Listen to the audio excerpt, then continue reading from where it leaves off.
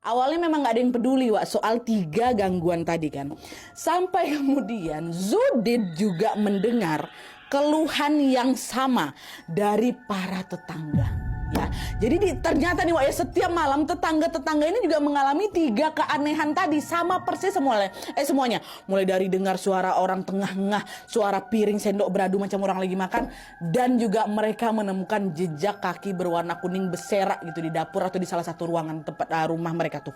Hah, kan tak mungkin ini kebetulan kan Wak. Langsung lah berpikir warga kampung di situ, oh ini fix nih, ada yang tak betul nih. Oh ya udah kalau kayak itu kita cari tahu aja nih dari mana suara-suara itu berasal. Kan gangguannya pertama dari suara nih Wak, kaki memang nggak dapat. Dari suara dulu kan, ada suara orang ngah-ngah sama suara piring sendok. Nah, akhirnya warga kampung pun janjian lah ini untuk melihat langsung siapa sosok itu ketika suara-suara itu datang. Sebelumnya kan mereka sama-sama mengabaikan nih, ternyata semuanya juga mengalami. Mereka nih ceritanya mau ngejar itu suara Wak. Ya macam si Zudin tadi, awalnya kan dia kayak ya udahlah itu mungkin suara bapak lagi makan gitu kan. Ini udah nggak lagi, mereka mau ngejar itu suara. Tapi ini di rumah masing-masing Wak, ya nggak semua janjian satu rumah habis itu nggak, di rumah masing-masing. Pokoknya kalau kalian dengar suara itu kejar suara itu, udah janjian warga ini kan.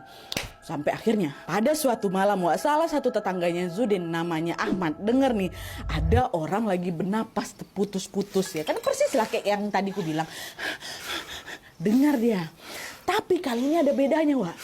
Ahmad mendengar suara orang ini gak cuma bernapas saja, tapi tiba-tiba ngomong.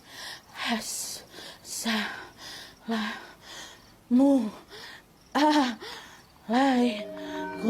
katanya ngucap salam tapi terputus-putus. Pakai penasaran lah si Ahmad kan, dia buka mata nggak ada tuh di sekeliling kamarnya. Dia cobalah intip dari balik pintu. Dan betapa terkejutnya dia ketika melihat bahwa yang datang pada malam itu adalah Rusman. Rusman yang udah dikuburkan beberapa hari yang lalu tuh bangkit deh dari kuburan. Tau kalian apa nggak gemetar si Ahmad itu kan, takut pingsan si Ahmad. Nah akhirnya singkat cerita kabar tentang Rusman bangkit dari kubur ini pun perlahan tersebar luas lah itu di kalangan masyarakat sekitar kan Wak. Nah karena Rusman ini bangkit dari kubur, akhirnya orang-orang sekitar pun lalu menyebut Rusman sebagai hantu kayong, dimana dalam bahasa Melayu katanya kayong itu artinya bangkit ya.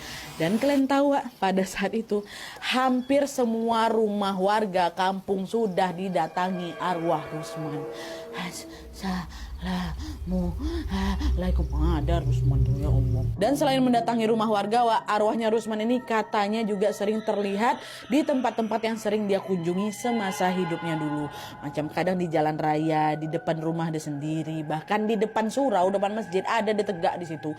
Banyak warga yang tengok Wak. Teror arwah Rusman ini pastinya langsung membuat warga seketika merasa takut keluar rumah kan Wak. Sehingga setelah selesai azan, setelah selesai sholat, mereka semua